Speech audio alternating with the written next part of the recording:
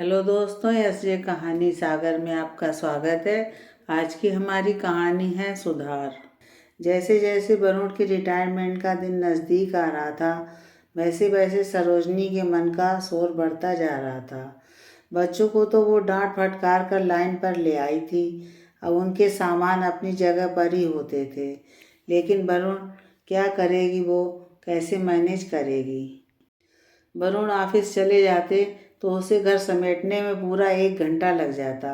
गीला तौलिया बिस्तर पर, अखबार के अलग अलग पन्ने इधर उधर बिखरे मिलते हैं। देखकर उसे बड़ी कोफ्त होती थी, क्योंकि उसे भी शुरू से ही सुबह सुबह अखबार पढ़ना बहुत भाता था। बिल्कुल कड़क करीने से तह किया हुआ अखबार पन्ने दर पन्ने खोलते हुए पढ़ने का आनंद ही कुछ और था। अब इधर उधर बिखरे पन्ने समेटते हुए पढ़ने की इच्छा ही खत्म हो जाती है। ब्रीफ केस से निकली फाइल्स यहाँ वहाँ नज़र आती हैं। उनको सही जगह पर ना रखो तो 10 बातें सुनो, लेकिन पलट कर कभी यह नहीं कह पाई कि जब सही जगह पर चाहिए तो खुद ही क्यों नहीं रख कर जाते हैं। कपड़ों और जूतों के बेहद शौकीन वरुण रोज़ पहनने के लिए कपड़े निकलते कम है, फैलाते ज़्यादा हैं। कमोबेश जूतों का भी यही हाल रहता है। वरुण की छुट्टी वाले दिन सरोजनी का काम इतना बढ़ जाता है कि वो सोचने लगती कि ये छुट्टी हुई ही क्यों। बीसियों बार चाय कॉफ़ी बनाते बनाते ऊब जाती है वो। पियेंगे भी तो उसी के हाथ की, रेखा के हाथ की बनी नहीं पियेंगे। वरुण को अपने ड्राइंग रूम में गुदगुदे सोफे पर बैठकर पेपर पढ़ना होता है।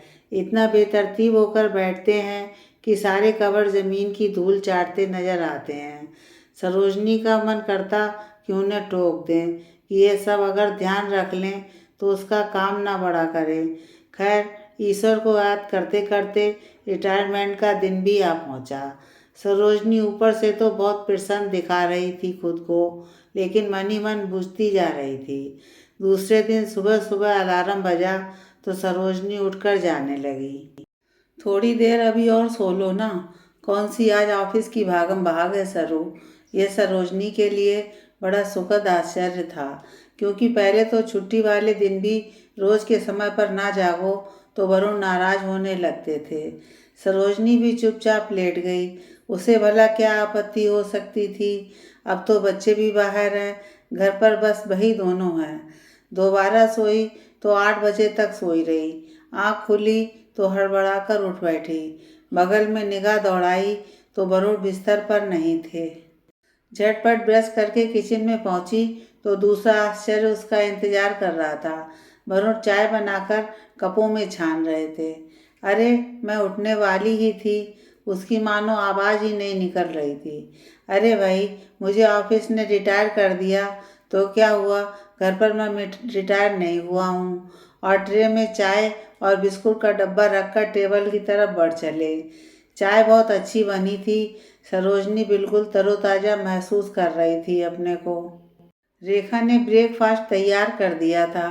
सरोजनी वरुण को बुलाने कमरे में गई तो देखा वरुण नहाकर निकले थे और बाहर आंगन में तौलिया सूखने डाल रहे थे। सरोजनी अब समझ नहीं पाई। उसने अपने हाथ पर चिकोटी काटी और खुद ही हल्के से चीख भी निकल पड़ी, क्योंकि कुछ ज़्यादा ही जोर से काट ली थी। क्या हुआ? वरुण चिंतित हो उठे। नहीं, कुछ नहीं, चलिए ब्रेकफास्ट तैयार है। नाश्ता करते हुए आज सरोजनी मुखर हो उठी। उसने वरुण से सुबह से किए गए कामों के लिए धन्यवाद कह डाला। धन्यवाद कहना है तो विजय बाबू को कहो, मुझे ये सब करने की ट्रेनिंग दी। उनका कहना था कि अभी तक पत्नी ने कदम से कदम मिलाकर साथ दिया। अब आपका फर्ज है कि अपने छोटे मोटे काम खुद करके अपने फर्ज पूरे करना, वरुण ने कहा। फिर तो वाकई मुझे विजय भाई साहब को स्पेशली धन्यवाद कहना पड़ेगा।